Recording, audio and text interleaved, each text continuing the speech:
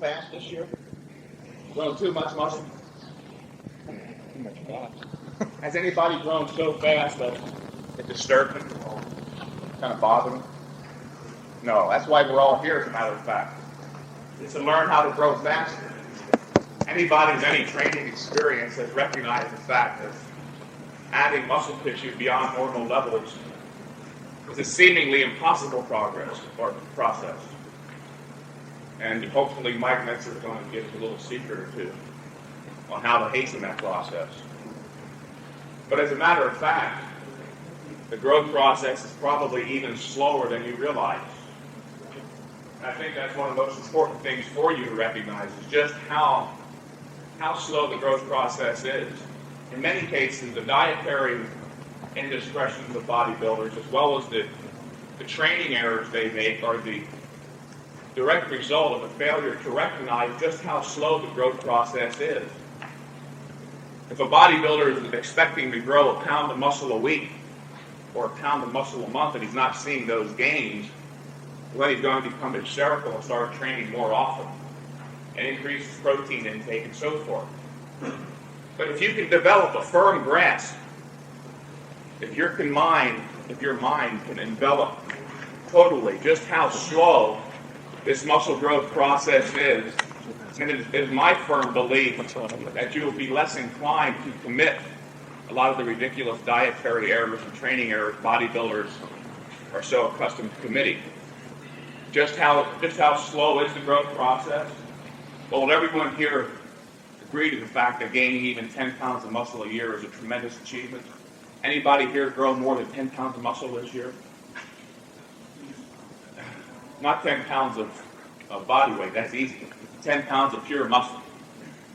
It doesn't sound like a lot, and it isn't a whole hell of a lot, but look over the long term, 5 years, and that's how you have to look at your bodybuilding career over the long term. Nobody became Mr. America in 1 year. Gaining at that rate of speed in 5 years, you would gain 50 pounds of muscle, which is enough to transform the average adult male weighing 165 into a 215-pound Mr. Olympia. As a matter of fact, the vast majority of Mr. Olympia competitors weigh under 215.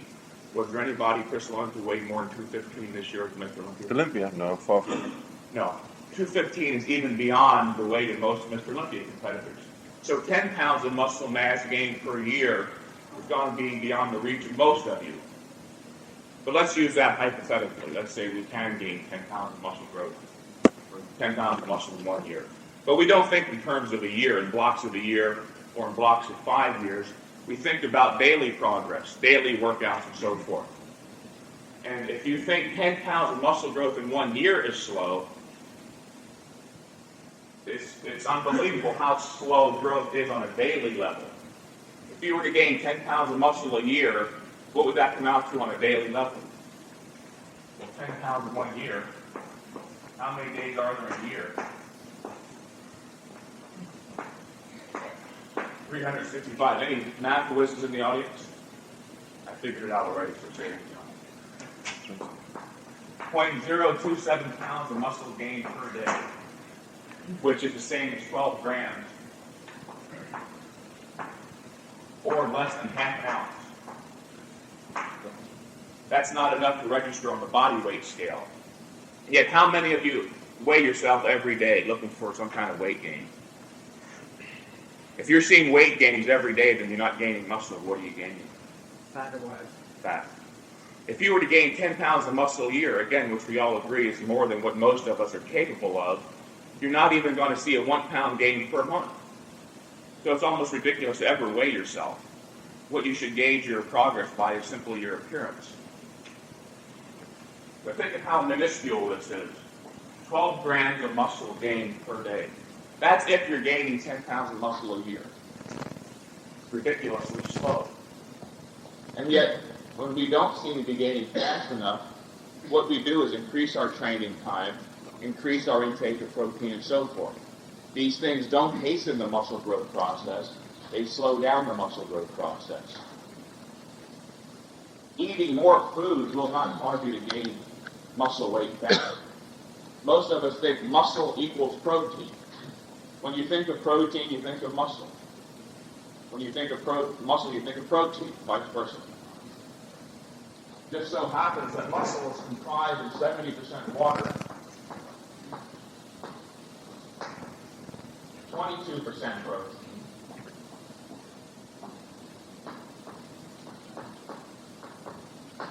6 to 8% lipids and inorganic materials. So, the primary constituent of muscle tissue is not protein, but water. Does that mean that we hasten the muscle growth process by drinking 10 gallons of water a day? Many bodybuilders operate under the assumption that if muscle is protein, well then the more protein we eat, the faster we grow. We can't eat enough protein because muscle is made of protein. Well, if you recognize the fact that it's made of water, you would think then, well, the more water you drink, the faster you'll grow. But what happens when you drink more water than you need? Pass it on. You pee a lot. But you don't have the same impunity with protein because protein contains calories. And you eat more calories than you need to maintain yourself, what happens? You excrete it in part, and the excess turns to fat. And protein can make you just as fat as carbohydrates or fats. They all contain calories, and it's excess calories that make you fat. A friend of mine took mega doses of protein, and he didn't gain any fat. Took mega doses of protein, just took lots of it. Yeah. And gained no fat whatsoever. As a matter of fact, his strength level increased. So that would indicate a... Reduced or went up? No, increased. By taking mega doses of protein? Well, not alone, but also training also. But he, when he took that doesn't prove anything. That just proves that he was eating equal to or less than his maintenance needed calories. I'm not saying by eating excess protein alone you'll get fat. If by eating excess number of calories, if you're taking in a certain number of calories beyond your maintenance needed calories, and if those calories are comprised of protein, you'll get just as fat as if those calories were comprised of carbohydrates. I see. So he could have been deficient in other areas of his diet. Yeah. Yeah. He was growing in spite of his ignorance, which is the case in most cases. Okay. So do you get a better idea now how slow the growth process is? Again, this is hypothetical. If we were to gain 10 pounds of muscle a year, averaged out on a daily basis, it would come out to less than half an ounce, which is not going to show up on the scale on a daily basis. So if you've been weighing yourself to see weight gains every day, stop doing that. Because you're not going to gain muscle on a daily basis unless you started out from a grossly underweight condition. If you started out grossly underweight, it's very easy to normalize your body weight. But once you reach a normal body weight for your height, then adding additional muscle mass seems almost impossible. And 10 pounds a year is, again, a considerable achievement. Actually, 5 pounds a year is not bad. Let's say, again, hypothetically, that everyone in this room is going to return in a year. Next November 15th, we're all going to be 10 pounds of muscle heavier. How much food will we have to eat to gain 10 pounds of pure muscle without adding any fat? Well, first of all, you've got to recognize that 1 pound of muscle tissue contains 600 calories.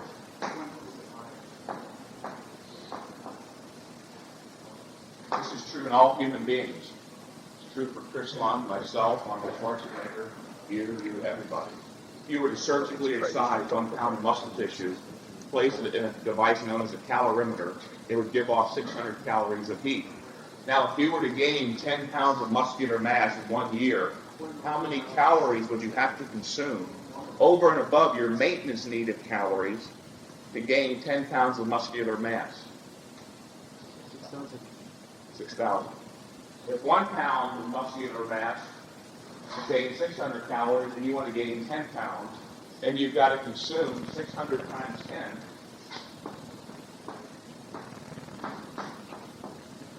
Or 6,000 calories a year over and above your maintenance needed. Not even a debatable point. 6,000 calories a year, not 6,000 extra calories a day, 6,000 extra calories a week, a month, 6,000 extra calories a year. But again, we don't think in terms of a year.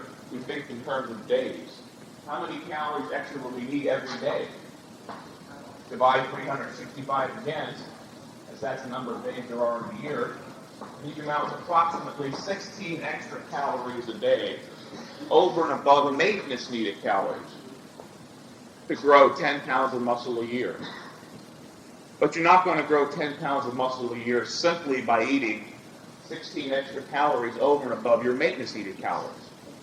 The process of eating itself has nothing to do or contributes nothing to the growth process. What's the first requisite?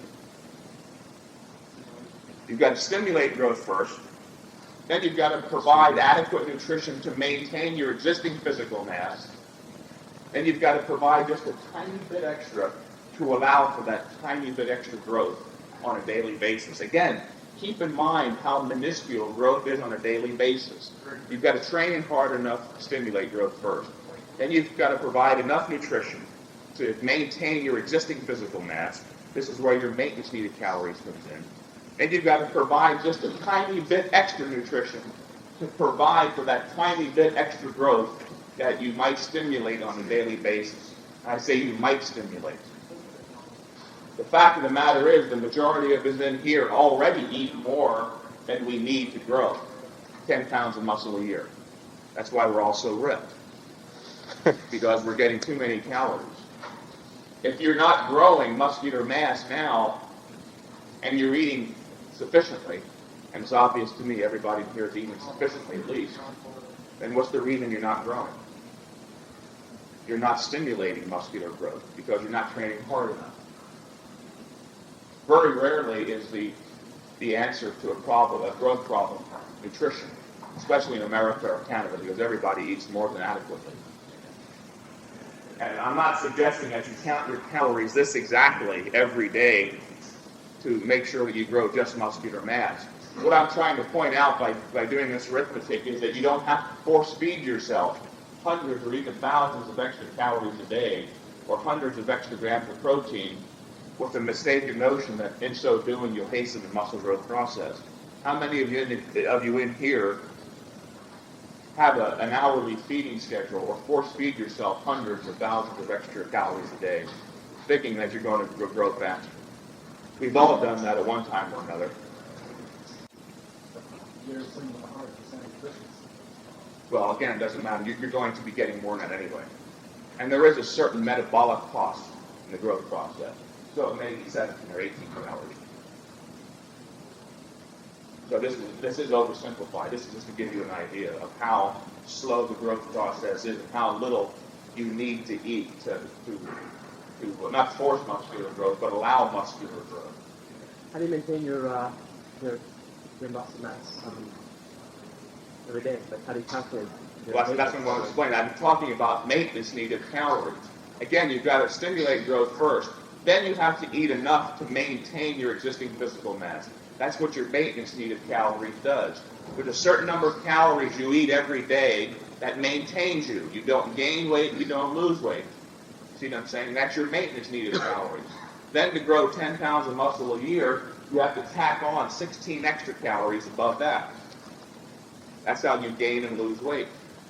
How do you discover what your daily maintenance needed calories is? Every day for 5 days, write down every single thing you eat. From the milk you put in your coffee to the ketchup you put on your French fries. Everything.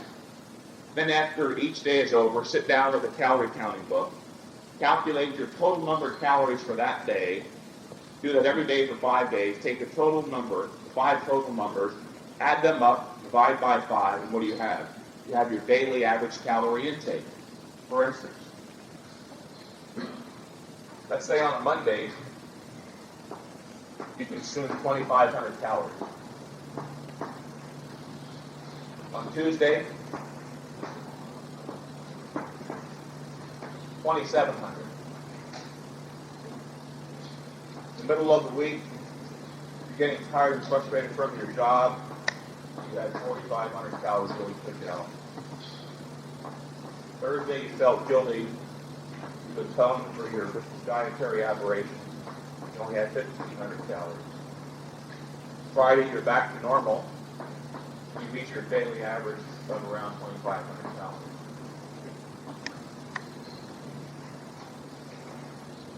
Every day for 5 days, you calculate your total calorie intake for that day. You take the representative 5-day period, though. You don't change your diet during that 5-day period. Eat as close to normal as possible. What you want to do is find out what your daily average calorie intake is over a representative 5-day period. You take these 5 numbers and add them up.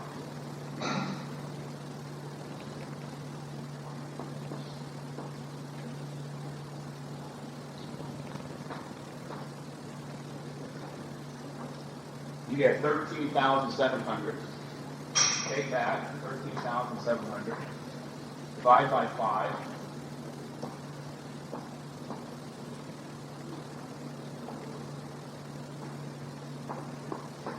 And that's your daily average calorie intake, 2,740.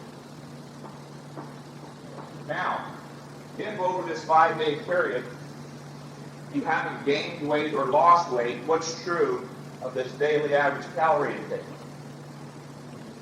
That's your daily maintenance needed calories. You don't gain weight on it, you don't lose weight on it. That takes into account your basal metabolic rate and your voluntary physical activity output. Doesn't matter how fast your metabolism is, that's taken into account. If you haven't gained or lost weight on your daily average calorie intake, your basal metabolic rate's already taken into account. Your basal metabolic rate stays essentially the same unless your body mass is changing. Your body composition, I mean. You might stay, your body weight may stay the same, but you increase your muscle mass to fat ratio. Then your metabolism will change. Otherwise, your basal metabolic rate is always the same. And again, that's the idea. Choose a representative 5-day period. Don't change your diet. You want to find out what your daily maintenance needed calories is. Then if you want to gain 10 pounds of muscle a year, you tack on 16 calories.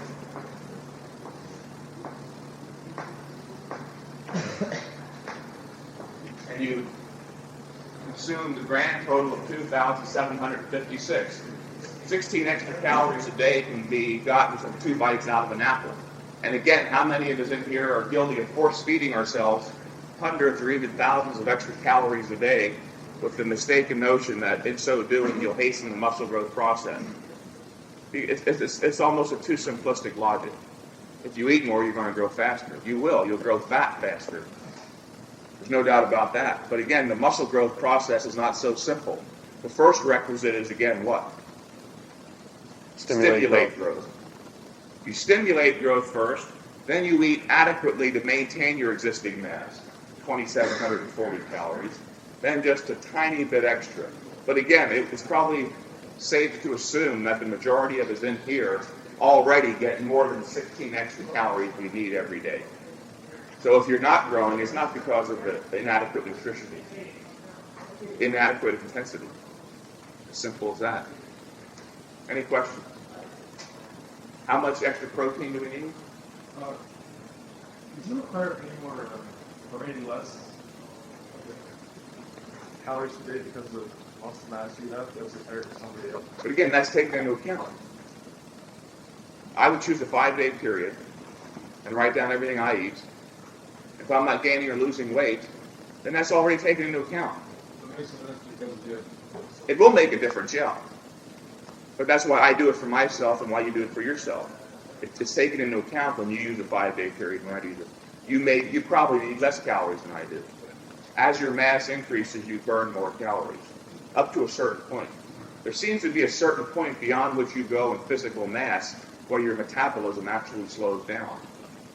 I'm not sure where that point is, but I've noticed that the more massive a bodybuilder becomes beyond a certain point, he seems to require less and less food. Have you ever noticed that, Chris? The bigger bodybuilders, the really massive bodybuilders, can't eat anything, or they get fat very easily. I noticed Lou Ferrigno, if you've ever seen Louis, always has a sweat going. It's because all physical organisms create heat in proportion to their physical mass, and they radiate heat in proportion to their surface area. But what happens as you get bigger and bigger, your mass increases at a greater rate than your surface area can radiate that heat. And the first thing your calories are used for is to maintain body heat. So as you get bigger and bigger, you need less calories. because your surface area doesn't grow fast enough to radiate the heat. Your body's always getting warmer and warmer as you get bigger and bigger. So you need less and less calories. If you're talking about calories, a lot of bodybuilders preoccupied with protein. How much extra protein will we need to grow 10 pounds of muscle a year? Well, again, we said we needed approximately 16 extra calories a day to grow 10 pounds of muscle a year. And as I cited before, muscle tissue is comprised of approximately 25%, actually 22% protein. But for the sake of argument, let's say that muscle tissue is comprised of 25% protein.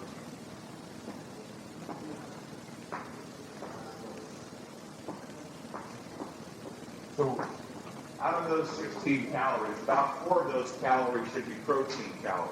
It just so happens that 1 gram of protein contains 4 calories. So to grow 10 pounds of muscle a year, we need to consume 1 gram of protein beyond maintenance need of protein every day to grow 10 pounds of muscle a year. And yet, again, how many of us in here consume hundreds and hundreds of grams of protein a day, thinking we need all that protein to grow muscle at a faster rate? We've been so brainwashed into believing it. I know a man, a reasonably intelligent man, who, if he doesn't have his hourly protein drink, believes his bench press will go down 50 pounds. And it does, because he believes it. It's a placebo effect, the power of suggestion, or the power of deception. Are there not certain foods that are more growth promoting than others? No. They're all broken down into the same essential elements, amino acids, glucose, what have you, fatty acids. Doesn't matter. In order to be used by the human body, they're all broken down into exactly the same thing. I was at a store recently, and I bought a box of unflavored gelatin, and it said it was composed of 85% protein. Would that be a viable source of protein? I think that gelatin is considered an incomplete protein, and that it doesn't contain all the 8 essential amino acids.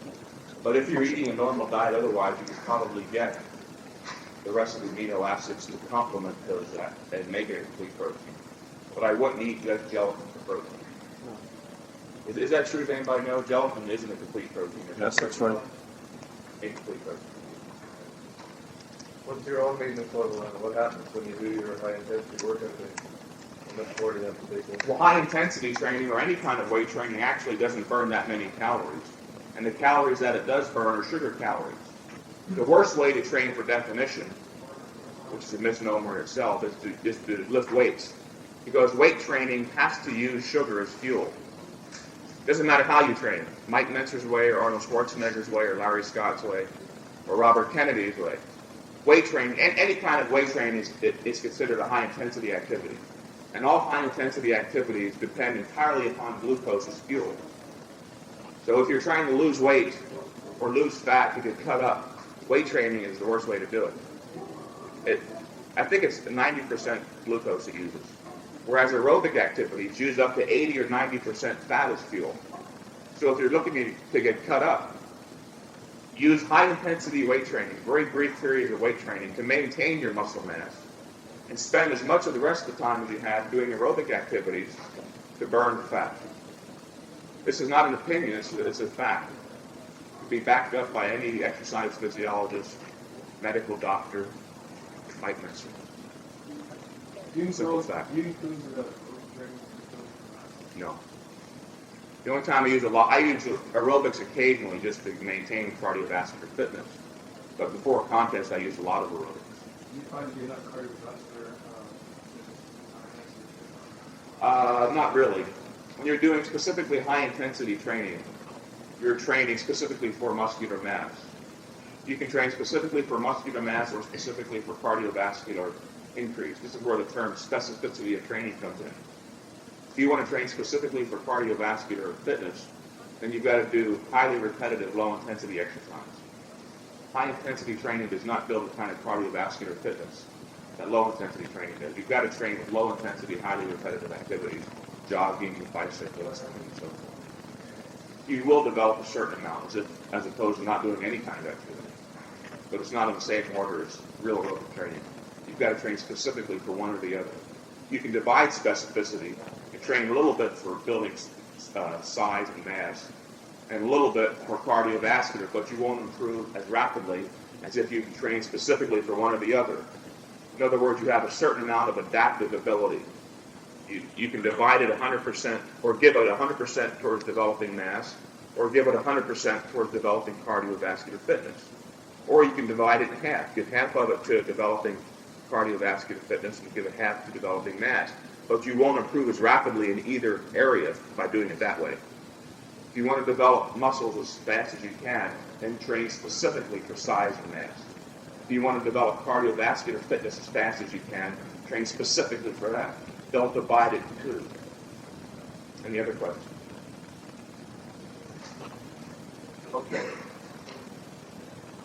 What is the best way to eat then to build muscular mass? Or to build a large muscular body? Simply eat a well-balanced diet.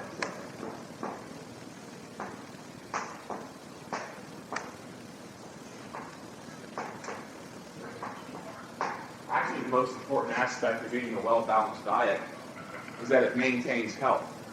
This is something most of us learned in, 8th grade biology or 12th grade health, whatever, high school.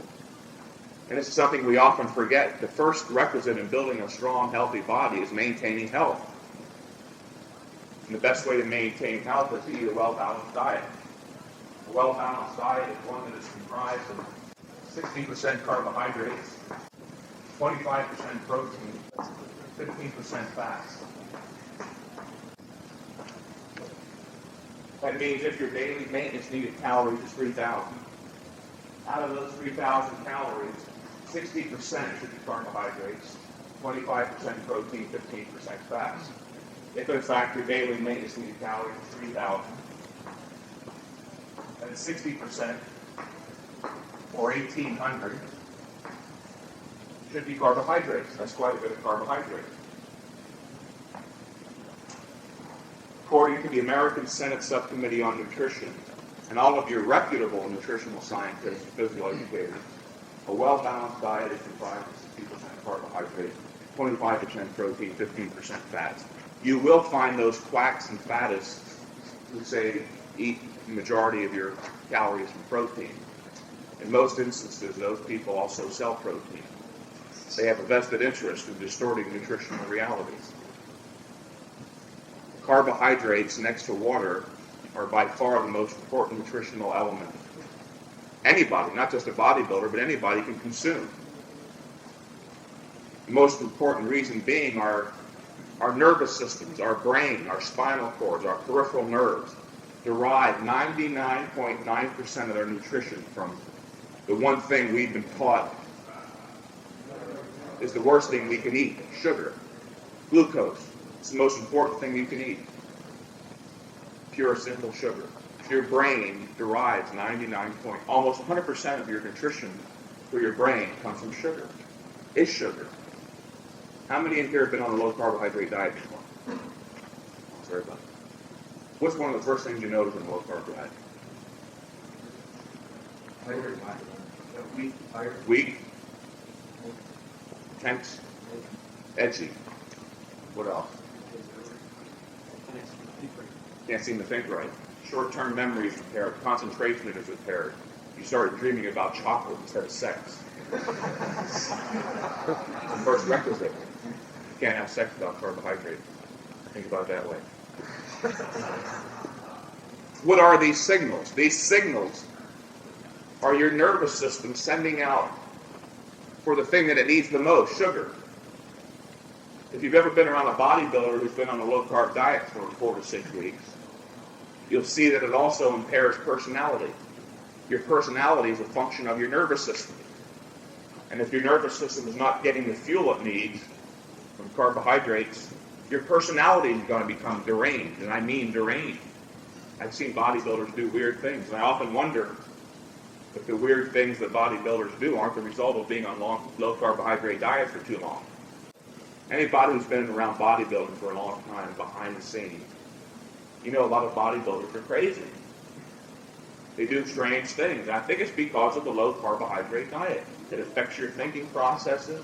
It affects your personality. Low blood sugar will definitely cause an erratic personality. I mean, it's in all the medical journals. What about the simple and complex? There is no such thing. There is no thing. A carbohydrate is a carbohydrate. There are simple and complex foods, Doesn't any simple or refined and unrefined. By the time it gets into your bloodstream, the carbohydrate has to be in the form of glucose. Makes no difference at all. Whether it's from a candy bar, an apple, a baked potato, it has to be in the form of glucose for your brain to use it.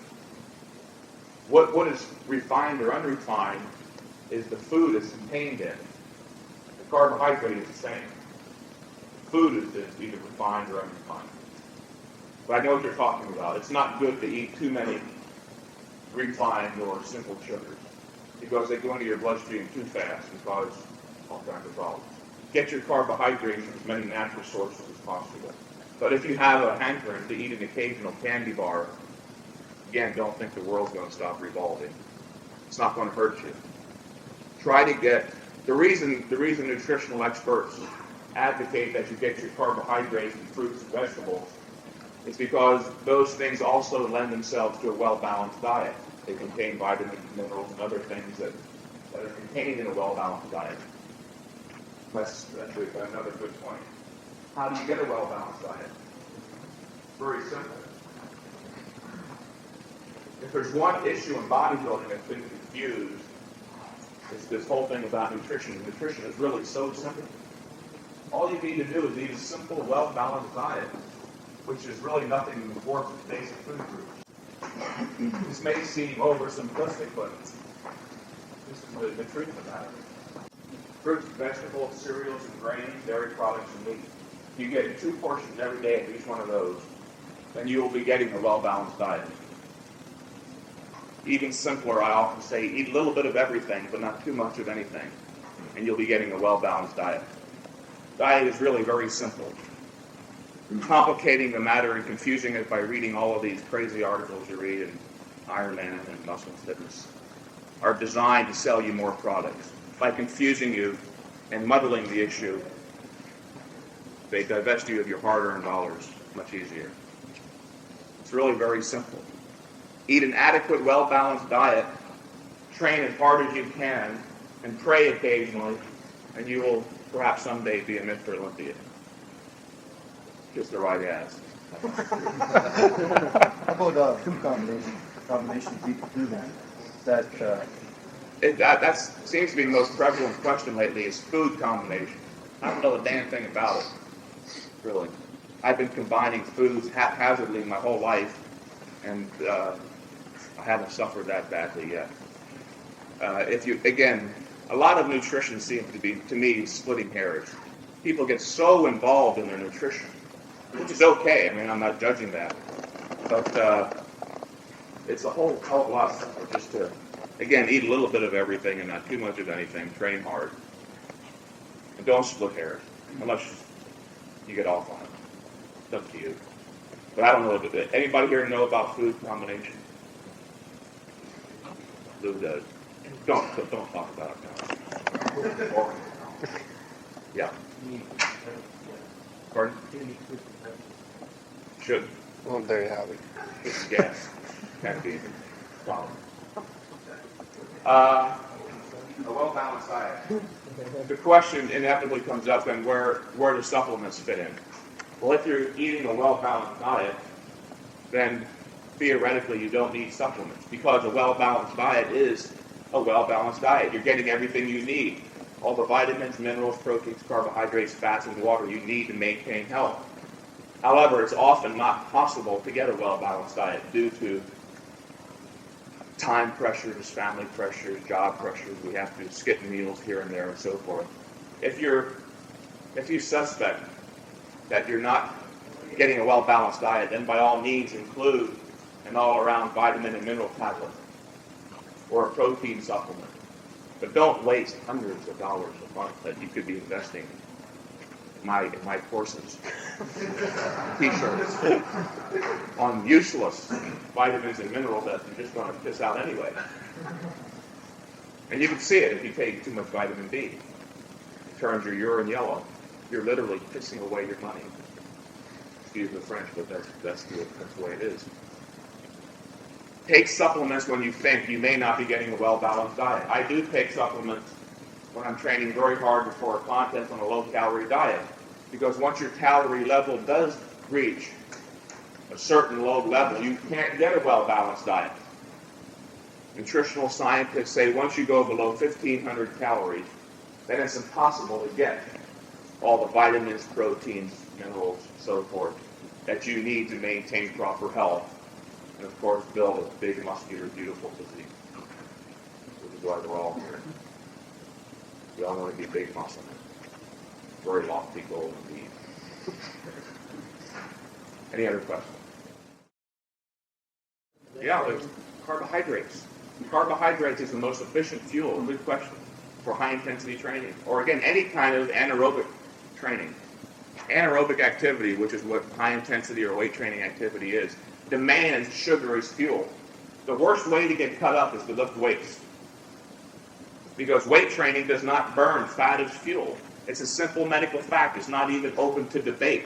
Weight training burns sugar. And if you're not getting sugar from fruits or vegetables, cereals or grains, where's your muscle going to get sugar to continue contracting? From your own muscle. There's an amino acid contained in your muscle tissue called alanine, which will be broken down, sent to your liver, and turned into glucose. That's why carbohydrates are called protein sparing. It spares your protein from being used for energy. And you can always tell when you start using muscle for energy. Very simple. I pointed out earlier that 1 pound of muscle tissue contains 600 calories. 1 pound of fat contains how many calories? 3,500. Okay. Now, if you were to start burning muscle tissue for energy, how many pounds of muscle would you have to burn to get the same energy yield from 1 pound of fat? About 6. Almost 6 pounds. You will know when you're starting to use muscle for energy because you will start losing weight very rapidly. Very rapidly, like 2, 3, 4, 5 pounds a day. So let's look at the discrepancy, the disparity there. 1 pound of muscle contains 600 calories. 1 pound of fat contains 3,500 calories. To get the energy yield from muscle that you would from fat, you'd have to burn 6 pounds of muscle. So it's ridiculous to go on low carbohydrate diets to get cut up, because you will inevitably lose some muscle. You have to. The best way to get cut up is to go on a reduced calorie diet, reduce your daily calorie intake to below your maintenance need of calories. Again, if you need 3,000 calories a day to maintain yourself, you need 3,000 calories a day, not to gain weight, not to lose weight, but maintain yourself. And all of a sudden you reduce your daily calorie intake to 2,000 calories, then you're going to be 1,000 calories deficient. Where's that 1,000 calories going to come from? Your body fat. That's what body fat is. It's stored energy. Now these 2,000 calories can be 2,000 calories of pure table sugar, and you'll still get ripped. That's right. Mike Mentzer is saying you can get ripped eating pure table sugar. I'm not advocating it. Please don't think that. I've had people run out and say, wow, Mike Mentzer said go eat pure table sugar. Theoretically, you can get ripped. You can become highly defined eating nothing but ice cream. As long as what? Your daily total calorie intake is below your maintenance needed calories. Then you have to resort to body fat for energy. I'm not advocating that because, again, it's not a well-balanced diet. Eat a well-balanced diet, but eat a reduced calorie diet, that's all. It doesn't have to be all protein. I know the majority of my fellow Mr. Olympia competitors woke up every morning during their training period, grumpy bastards, because all they had to look forward to was tuna fish and water. Anybody who goes to bed hungry and wakes up to tuna fish and water is going to be grumpy. But I woke up in the morning always looking forward to breakfast because I had bran muffins, oftentimes cake and cookies, fruits and vegetables, really. I ate a wide assortment of carbohydrates. Often I would eat just carrot cake for breakfast and coffee because I knew I needed that sugar for the workout. But I didn't do it recklessly. I knew what my daily maintenance needed calories was, And as long as I stayed below that every day, I kept a daily record of my calorie intake, I could eat that cake with impunity and not get fat. I was getting ripped, as a matter of fact. I was eating ice cream at least 4 days a week before the Mr. Olympia contest. Again, not recklessly. I knew that I had to get under 2,500 calories a day. I was averaging about 1,800. So I was burning about 700 calories a day of fat. And I was actually burning more than that because I was so highly active. I was riding bicycle up to 40 miles a day.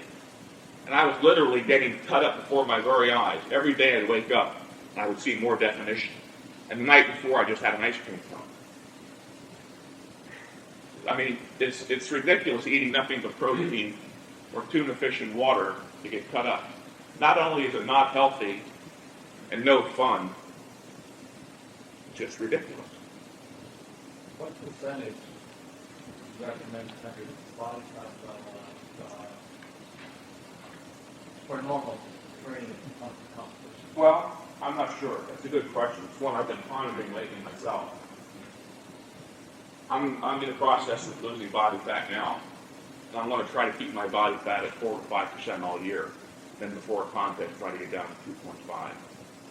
It's much easier staying lean as opposed to getting fat between each show and then having to drastically reduce your diet and kill yourself and again lose muscle mass. When you've got to diet severely, you inevitably lose some muscle mass. It's better to do as Clarence Bass suggests. Stay lean all year and try to build muscle. You don't have to add fat to build muscle, by the way. And then zero in before each contest, 6 to 8 weeks. I'm not sure what the proper number, maybe 6%, 7%. But it can be done. Get the body fat off and then eat an adequate, well-balanced diet that contains a maintenance number of calories. The worst thing to do is to get 40 pounds overweight, then go on a drastically reduced calorie diet down to, one baked potato and one egg a day, which inevitably results in a splurge after the contest and the adding of this 40 pounds of body weight. You look at any bodybuilder goes on a zero-carb diet for a contest, what happens afterwards? They get fat. It's inevitable. It's a protective mechanism. The body doesn't want to lose all its body fat. As far as your body is concerned, it's starving. It's dying. And it's going to protect itself again in the future from that same process by getting fat, putting on as much fat as possible. The best thing is to get lean slowly over a period of time and then maintain that lower body fat level sanely by eating a well-balanced diet. This going up and down all the time is what puts stress on your nervous system. Stay lean and then zero in for a contest. If that's what you're into, training for a contest. Don't you find that you're stronger the higher body fat? No, absolutely not. Body fat does nothing in the way of offering an advantage to body strength. It hinders body strength. They have found that intramuscular fat in between muscle fibers, actually hinders contraction, makes you weaker. The leaner you are, the stronger you'll be. You should stay lean as much as possible. As much of the time as possible. But track athletes were given candy bars and that, I remember before, and they say that was a quick energy boost. But apparently that's not true anymore, is it? No. They say that actually it'll bring it down to a lower well, not a candy bar, because a candy bar actually contains more fat than sugar. And in part, the speed with which the sugar is taken up into the bloodstream is slowed down by the fat it's contained in. But sugar does not give you a quick energy rush. Actually, the energy you're living off of now is your stored glycogen. Every gram of stored sugar in a muscle contains 3 grams of stored water. Now, during a period of about 3 days on a low carbohydrate diet, as you're continuing your weight training and burning up that stored sugar for energy, what happens to that sugar once it's used up for energy? It leaves the muscle. But once the stored sugar leaves the muscle, what happens to the water that was stored with it? The water leaves also. The first couple days on a low-carb diet, you'll notice you go to the bathroom a lot. That water is not coming from fat. Fat is only 15% water. Muscle is 70% water. You're actually losing your muscle mass on a low-carbohydrate diet. And I have a theory But that's the reason bodybuilders have gotten so heavily into steroids, because of this diuretic effect of a low carbohydrate diet. If you look back about 10 years ago, the advent of the low carbohydrate diet in the bodybuilding scene, it very closely parallels the emergence of steroids on the bodybuilding scene.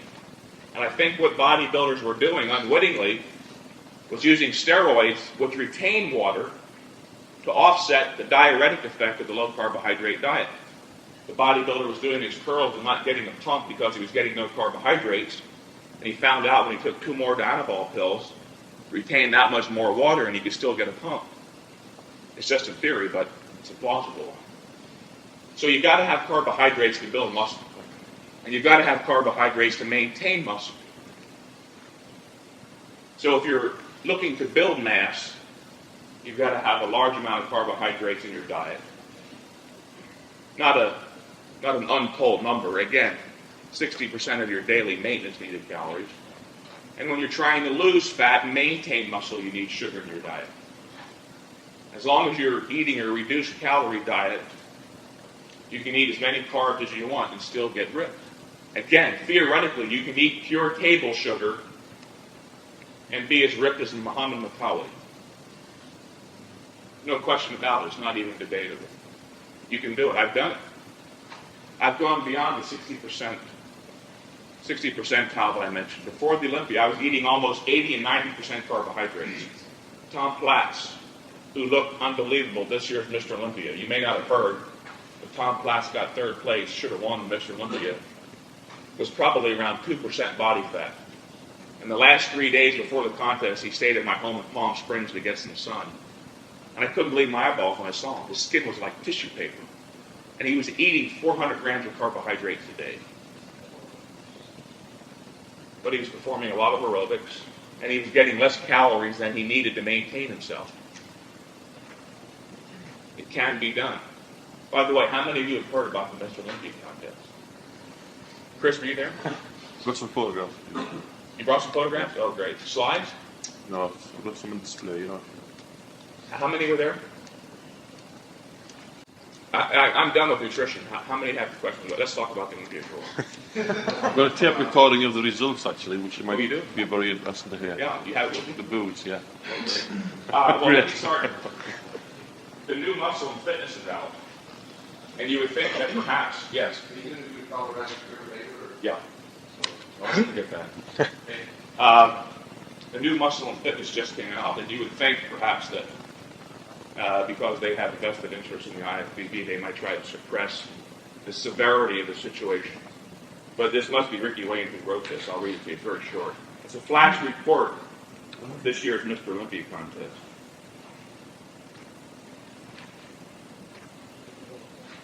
Let me find it. Of course, Franco Colombo on, in case you're wondering.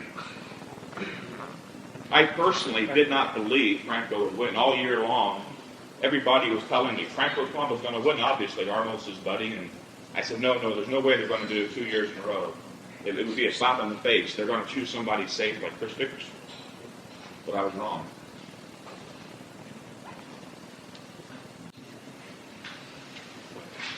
What's your situation now with your FPV? Yeah, HPV. Yeah. It's a very delicate situation. The bodybuilders are more disgruntled than ever. You know, after last year's contest, a lot of people were pissed off for a while, but they figured, well, it's a fluke, it won't happen again. But, you know, it's affecting more and more people now. You know, think of what would have happened to Tom Platz's career if he had won the Olympia this year.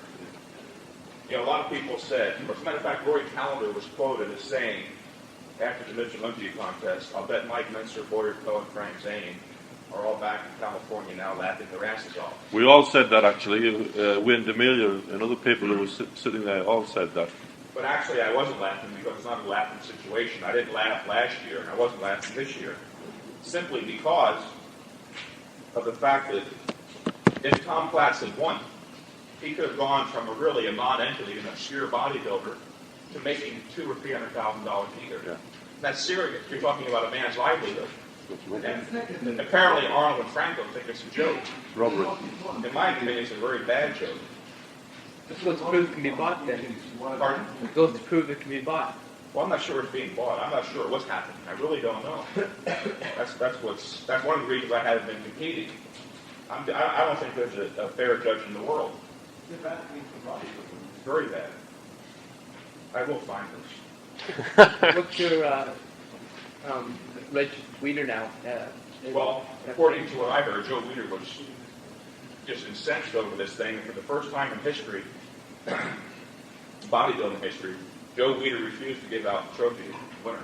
He stormed out of the place and was heard to have said, yes, I like Franco, but he and Arnold are reading sport or something like that. Of course, Joe Maiden was smart enough to have planned that whole scenario beforehand.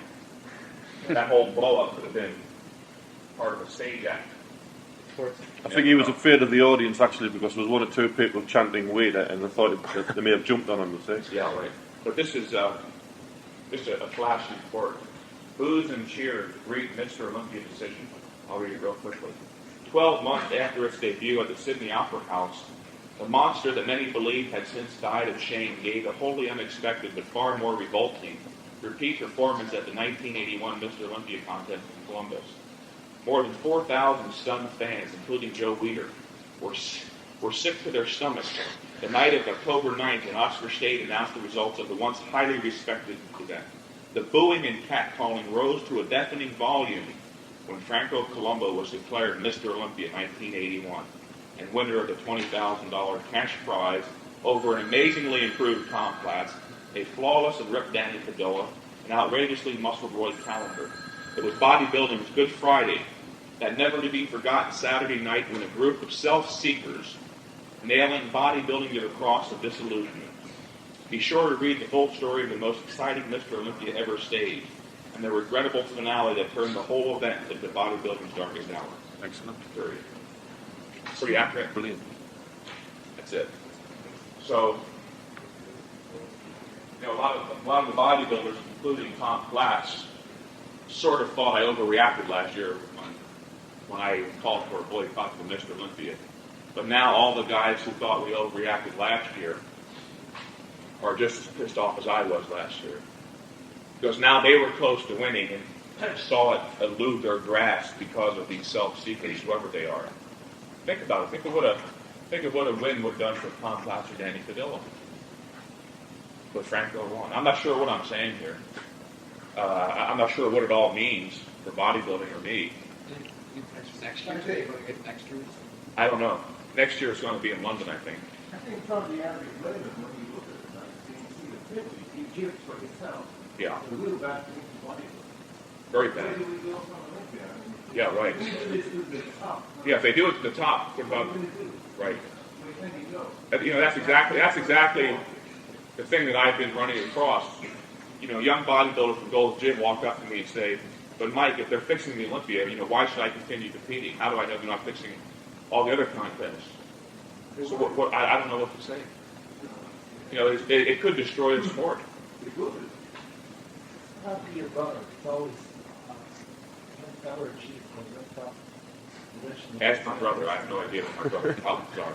I just thought you work out with him. I've seen my brother about 4 times in the last 4 months. So we just started training together. And I'll ask him what his problem is. Any other questions about the Olympia? Any other offerings? Apparently, Platz had no grudges though after the Olympia for some reason. Had no what? No grudges, like you I said. don't understand Tom's attitude. Yeah. He I'll tell you what happened when we got back to the hotel. There was about 200 people circled Tom Platz. And Rick Wayne, with his tape recorder, thought he was going to get some fantastic comments. He got completely the opposite. Yeah. Tom Platz said, I can't complain about Arnold, he's done lots for me. That's It was drastic. Arnold has given Tom Platz a couple of exhibitions. Two He winning. feels indebted. Yeah. He thinks Arnold's the greatest thing. Which is stupid, because Right. he's lost more money than that. Yeah, really. That's Tom's problem. But he was vastly improved. I couldn't believe my eyeballs. Like I said, he stayed at my home, and when I walked out to the pool and saw him for the first time, he was laying there all greased up in his posing trunks. Of course, the sun brought out all the veins. And he must have put on at least 12 pounds of his upper body, almost matching his legs, which are truly medical phenomenon, along with his massive muscles here at the jaw. I've never seen any muscles built like that. Why is that? You know? It's probably just general hypertrophy from taking steroids. Yeah. The steroids even cause your larynx, which is a muscle, to get thicker. You'll notice most bodybuilders have heavier voices. There's a certain resonance to bodybuilders who take steroids for voice. Start I listening. noticed.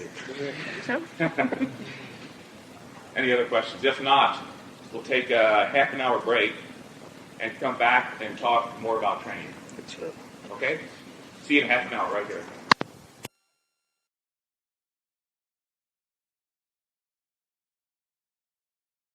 If you had a chance to have lunch, maybe something occurred to you while you're eating your alcohol. What about it? So I don't know. What about yes, no? I drink it every night.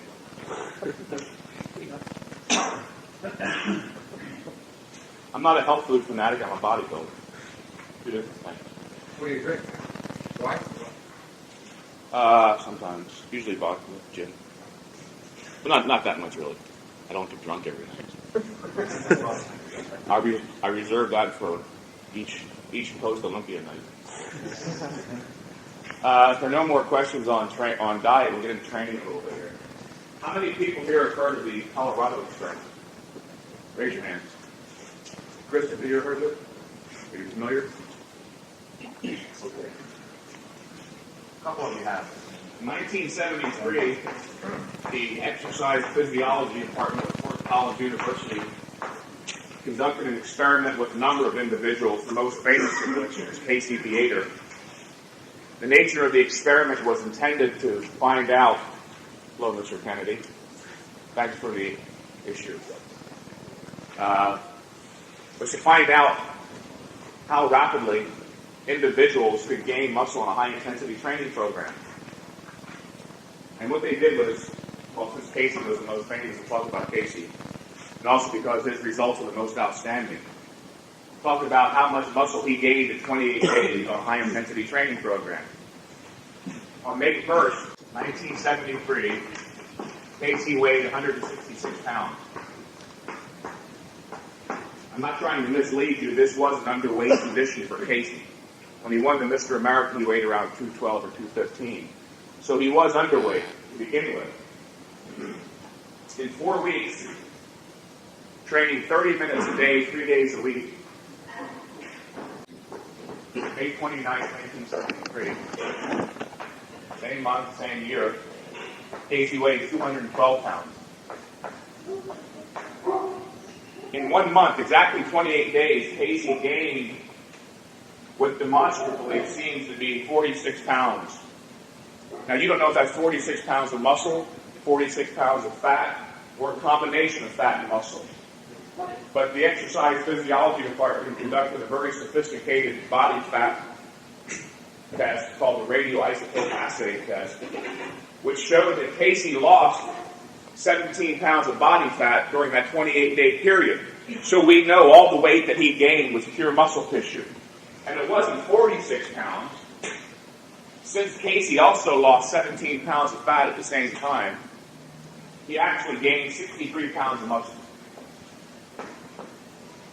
But again, this was muscle that he had previously held, and all bodybuilders know it's easier to get bigger the second time around.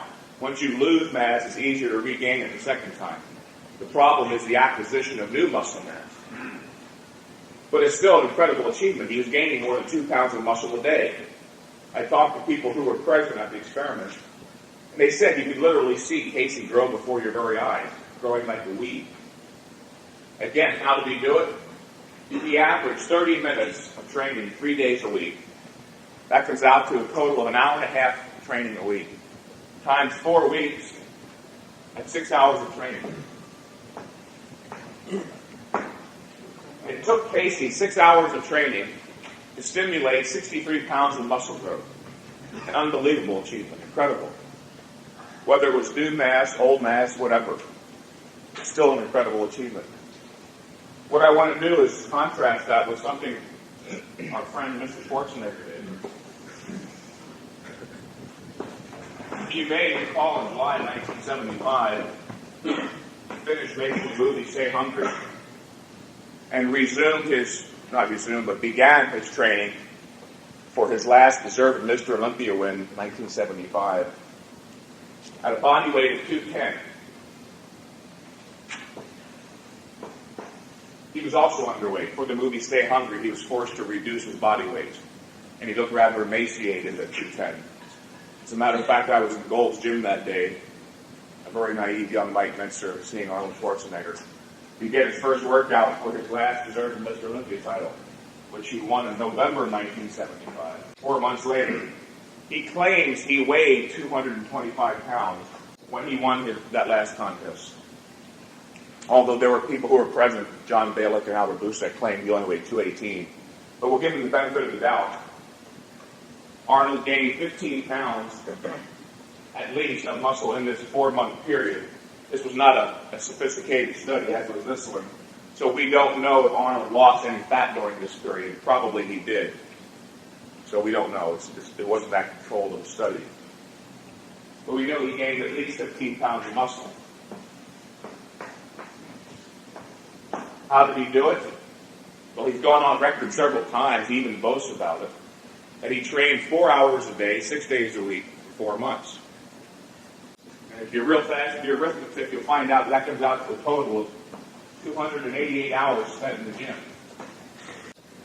It took Arnold 288 hours in the gym to stimulate 15 pounds of muscular growth. And he was not successful in regaining all the mass he had previously held, because in 1974, his best Mr. Olympia condition, I feel, where he weighed 237, he was just awesomely huge. It was his heaviest ever Mr. Olympia. And I even asked Arnold a couple years ago, why were you so light in South Africa? Why did you not go back up to 237? He said, I simply didn't have the time. He had 4 months. He had 4 months to gain back 27 pounds. He did not succeed. Casey gained 63 pounds in 1 month. How do you account for the discrepancy or the disparity in achievement? All we have to go on, according to this, is the amount of time they spend training. That's the only variable we can compare. I do know this, however. Arnold has gone on record as saying he did take steroids. And according to Casey, and according to Dr. Elliott Please, who conducted the Colorado experiment, Casey Viator definitely was not on steroids. That's hard to believe, but it's on record. Arnold is on record as saying he did take steroids for that Mr. Olympia. That variable is different. But the only other variable we have to go on is this. 6 hours versus 288 hours. Any other explanation? They were both underweight to begin with. And it's true that Casey was even more underweight, so he had the opportunity to gain more weight back. But at least Casey was successful in gaining back all the weight he had previously held. Arnold had 4 times as much time, but still could not regain all the mass he had previously held. He had 4 months to do it. Casey had 1 month to do it. So actually, Casey's task was harder. Arnold had 4 months to gain back 27 pounds and could not do it. Casey had 1 month to gain back 63 pounds. That's the weight he weighed in Mr. America, and he succeeded in doing it. And Arnold couldn't do it. Why couldn't he do it? What's the answer? What's the answer you think I'm looking for?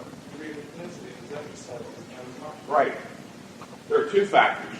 Arnold trained so long, he overtrained so much, he could not train with the intensity required to stimulate that much muscular growth. And even if he did train with the intensity required, he didn't allow enough time to recover and allow that growth to manifest itself.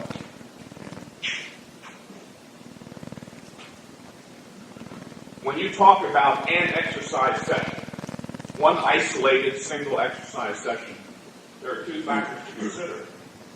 The intensity factor and the duration factor. Duration is the amount of time spent training, and intensity refers to the percentage of momentary effort. And this term intensity tends to be misunderstood. Some people think that by increasing the duration of their workouts, they're increasing the intensity, which is ridiculous. It's just the opposite. Every time you increase the duration, you have to decrease the intensity. These two things exist inversely to each other. They're mutually exclusive. You can't have a lot of one and a lot of the other. It's demonstrated by a very simple inverse ratio graph. It demonstrates the universal relationship that exists between intensity and duration. This is not a brainchild of Mike Mentzer. This is the basic law of physics. Universal principle. It applies to all activities, not just weight training, chopping down trees, studying books, sex, whatever. The more intensely you do something, whenever the intensity increases a little bit, the duration has to decrease a lot. And if you want to build big muscles fast, then you've got to train as intensely as possible, because that is the one factor most responsible for building mass. And if you want to build mass, you've got to train for short periods so you can train intensely. That's the nature of the relationship. You can train either hard or you can train long, but you can't train hard and long. It's impossible. Not because I say you can't, but because it's impossible. Is there anybody in here who thinks it's impossible to train hard for 2 hours? Nobody can train really hard. When I talk about hard, I mean maximally. All-out effort for 2 hours. If you train as hard as you possibly can, each and every set, then the majority of you in here cannot train in 30 minutes. I'm talking about as hard as you possibly can. Every set to total failure with minimal rest in between sets. Just enough rest between sets so you can go to your next set, resume your next set, and go to muscular failure as opposed to cardiovascular failure. That is not rush so fast that your cardiovascular system becomes the limiting system. You want to go to muscular failure. If you do that, you will probably not train in 30 minutes. How long do I get to train? Would that be 30 seconds? It doesn't matter. It's going to vary from muscle group to muscle group because of the demands placed on the cardiovascular system. You rest just long enough between sets so you can resume the next set and go to muscular failure as opposed to cardiovascular failure. In other words, if you're doing your legs and you're going from one set to another, and the second set terminates because you're breathing so hard, as opposed to true muscular failure in the legs, then you didn't rest long enough. See what I'm saying? Any questions about this? It's not even debatable. Like Robert Kennedy said in his nice editorial. It's fact, not theory. It's immutable. I mean, this is one of the basic laws of nature. You ever compare the calves of a sprinter to the calves of a distance runner? I use this example all the time, but it's one of the best there is. The sprinter always has a large muscular calf. The distance runner always has a stringy little calf. Because he overtrains, he's chronically overtraining. And I would venture to say the majority of bodybuilders, top bodybuilders today who are training over 2 hours a day, would look like distance runners if they weren't taking steroids. They're so grossly overtrained. You just cannot recover from that much training. We talked about it earlier. During the demonstration phase of the seminar, what's the first thing your body has to do after a workout? You stimulate growth first, hopefully. If you train hard enough and stimulated growth, you will grow, but what has to happen first of all? Recover. If you allow enough time for recovery, then you have to allow enough time for growth. If you do those three things, stimulate growth, number one, allow enough time for recovery, it does take time, up to 48 hours in some cases, depending upon the severity of the exercise and the volume of the exercise. Then another block of time is required for that growth to manifest itself. Growth never precedes recovery. Recovery always comes first. You don't need a 21-inch arm to survive, but you do need to continually recover and replace your precious physical resources and reserves. If you didn't continually recover from exercise, obviously you would die very rapidly, very soon. You've got to stimulate growth first through high-intensity training, allow enough time for recovery, and then allow enough time for growth. If you train, again, before recovery takes place, then the growth process can't take place. because now you've got to recover from that next workout again. If you allow enough time for recovery to take place, but not enough time for growth to take place, you still won't grow. It takes time to recover and it takes time to grow. So I'm saying you should rest from anywhere from 48 to 72 hours between workouts. 6-day-a-week training is always a mistake for the purpose of building muscular mass. If you want to build definition or create definition, then you can't be active enough. Train every day, all day, whatever you want to do. If you're training different body parts, Yeah. you're allowing. I'm not talking about localized muscle recovery. I'm talking about recovery of the physical system as a whole. Localized muscle recovery actually takes place very rapidly. But you do 10 sets of squats, very, very heavy squats on Monday. Your legs may have recovered by Tuesday, but try to do a heavy back workout on Tuesday. You won't feel the inclination because your whole system has been called upon. Demands have been made upon all the body's recuperative subsystems, not just the leg. The whole system is called upon. You've got to allow the whole body to recover, not just the legs. Just curious though, if a person's routine, let's say one of the person that trains 20 sets per body part, okay, you're saying that obviously it's not intense enough to stimulate growth, first of all, but Right. also you're saying It's also that, making too many inroads into his recovery ability. okay, well if it's not, how would that be if it's not intense enough to stimulate growth? How would it be intense enough to attack the reserves? It's not a strength reserve anyway. No. But like, was that low intensity, would it do anything? If it was low intensity, would it what? Would it even Oh, do build anything? endurance, yeah. Well, not Okay, so- this refers to specificity of training effect. If No. you want to train specifically for building muscular size and mass, then you train in a Mm-hmm. specific manner. If you want to train for endurance, you train in another fashion. The guys who are doing 20 sets of body part are dividing specificity. They may be inducing a little growth stimulation, but not that much, because part of their training or their adaptive reserve is going towards cardiovascular training. See what I'm saying? Mhm. Anybody else? Any questions on intensity? You know what intensity means? Percentage of momentary effort. What about different types of muscle cells, like white and red muscle cells, and the difference in what they do for you? Can you train them both at the same time? Red and white muscle fibers. Yeah. That whole question is fraught with controversy. I was recently in Holland and talked to a Dr. John Voss, an eminent exercise physiologist who was actually the first guy to ever do research on red and white muscle fibers. And he claims the whole thing's a bunch of hokum because your muscle fibers actually change color from minute to minute. He actually did muscle biopsy on his own leg. He's a distance runner. It was 10, 15 years ago. And he would take biopsies every day on his calf muscles and found they would change color every day. And he believes they'll change color from minute to minute, depending upon things like temperature, activity, metabolic rate, and so forth. So there's no way you can devise an exercise program based on what you think is your predominant muscle fiber type, red or white, or whatever. Even if that were the case, you did have more fast twitch as opposed to slow twitch muscle fibers. Again, as we talked about, as I tried to emphasize during the demonstration part, it's very important that you initiate all your movements very deliberately, slowly, under control.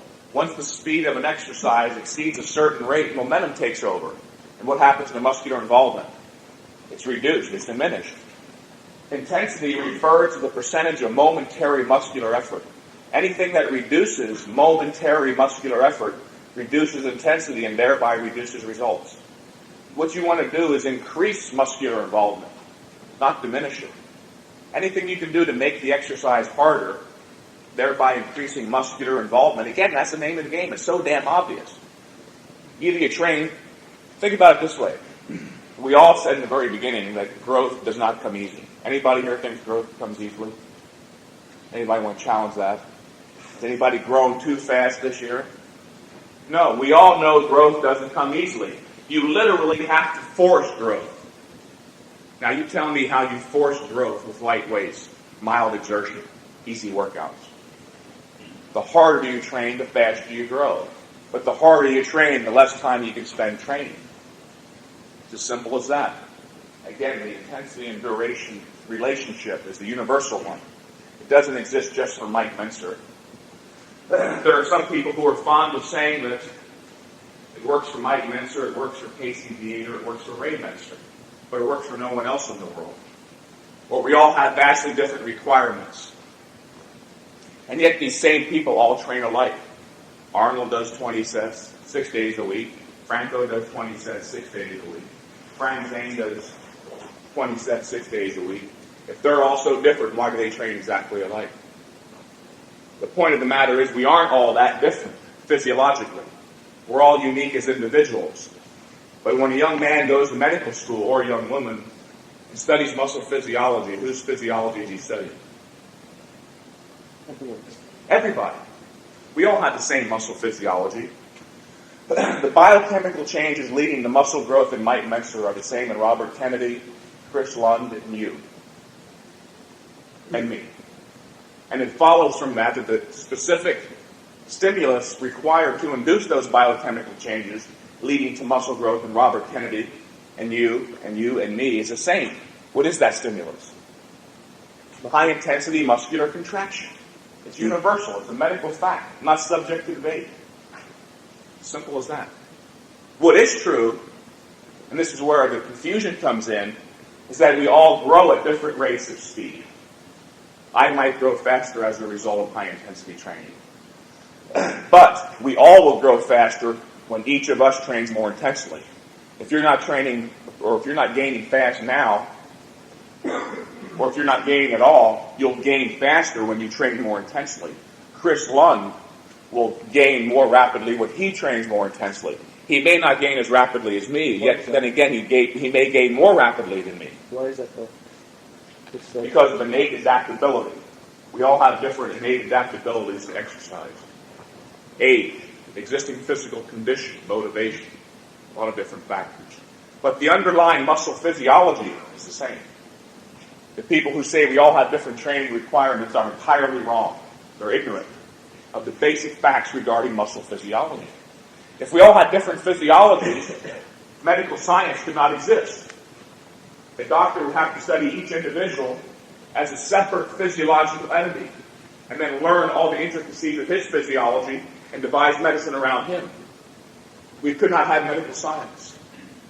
The very fact that they can take the basic principles of physiology and apply it to the whole human race is what makes medical science a viable discipline. Make sense? Sounds damn good to me. Any questions? I can't make it any simpler than that. I mean, all the theoretic and academic bullshit aside, I mean, it just follows from common sense. The harder you train, the faster you grow. But it's also true, you can't forget, that the harder you train, the less time you can spend training. Just like the faster you run, the less distance you can run. Sure, you can train as hard as possible for 30 minutes, then diminish the intensity and train for 8 hours after that. That's not going to result in anything except reduced progress. Hasn't the biggest progress probably this last year been made by Platz? Yeah, absolutely. Following on those principles? We were just talking about that before you came. Tom trained extremely hard all year. He was the one guy I saw in Gold's gym all winter long. I think Chris may have seen him. Who just went to failure on every single rep. And I remember saying to my brother Ray, this guy's serious. I had no idea what he looked like underneath the sweatsuit because he was always covered up. But when I saw him by my poolside 2 weeks ago, I just couldn't believe my eyes. He put 12 pounds of muscle on his upper body alone. Now his delts and pecs and back almost match his legs, which again, along with his masseter muscle, are among the greatest medical phenomenon I've ever seen. It's true. What's happening regarding the research on this area of muscle fibers splitting? Hyperplasia is splitting of muscle fibers. It's believed that by certain exercise physiologists that if you train a certain muscle intensely enough or severely enough, the muscle fibers are going to split. But it's never been proven conclusively. And I talked to the same doctor, Dr. John Voss, who's very involved in this kind of research. And he believes that it does not exist. And it was my humble opinion that it did not exist either, because if in fact you could increase muscle fiber density through the splitting of fibers, then you could increase a person's mass potential in any given muscle group. A guy like Yor Marati, who has almost no pectoral development. If you could split those muscle fibers and increase the fiber density, that is the number of fibers per square inch, then he could potentially have a pec like Cal Scout someday. That'll never happen. Okay, can we just go maybe to basics? Like I've heard a lot of different theories. For instance, I've heard theories like the cells in, say, your muscle, after you stimulate them, the way they grow is they get bigger. And then Right. I've also heard that they split and you get too smaller, or some similar hyperplasia. process to mitosis, Mm-hmm. or something like that. So would it be that the cells get larger then? Well, that's always been the theory that the physiologists believed in. That the cells themselves grow, yeah. So we always keep the same amount. The same amount of muscle cells and fibers. Hyperplasia would believe the opposite. You would split and increase the number of fibers. It's not. There's no proven one way or the other. But again, a lot of this can be chalked up to mental masturbation. All of the academics aside, what really counts is if you get your ass in the gym and train hard. And if you're training 6 to 8 hours a day, you're not training hard. It's laudable from one standpoint. You're devoted. You're willing to be diligent, put a lot of work in. But that has nothing to do with progress. Sure, you point to a guy like Roy Callender, who's got the most muscular, heavily muscled physique in the world, who trains 8 hours a day. You try training 8 hours a day and see what happens. You'll end up looking like a jockey. Skinny little run. If these guys weren't taking steroids, they would look like jockeys. And you got to look back to the early part of the careers of these guys. Really, like Arnold. Arnold was a power lifter in Austria. He had just about as much muscle mass when he came to America as he did when he was in Germany. What he succeeded in doing when he got here was getting rid of all the baby fat, which he succeeded in doing through sheer dint of physical activity. If you do anything for 4 hours a day on a reduced calorie diet, chopping down trees, what have you, jumping up and down, you're going to get ripped. You don't have to lift weights to get ripped. I've seen ripped athletes who never lifted weights. It's because of their high metabolic rates and reduced food intake or whatever. They had no subcutaneous fat, giving the illusion that they were ripped. You don't have to do concentration curls to get defined biceps. You don't have to do thigh extensions, as Arnold Schwarzenegger told Wide World of Sports and 30 million people, to get thigh definition. I couldn't believe that one. Here, the most respected authority in bodybuilding was telling 30 million people that you had to do thigh extensions to get cut-up thighs. Don't do squats, they'll make your thighs smooth.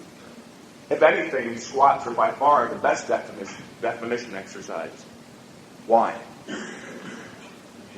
Because they burn more calories.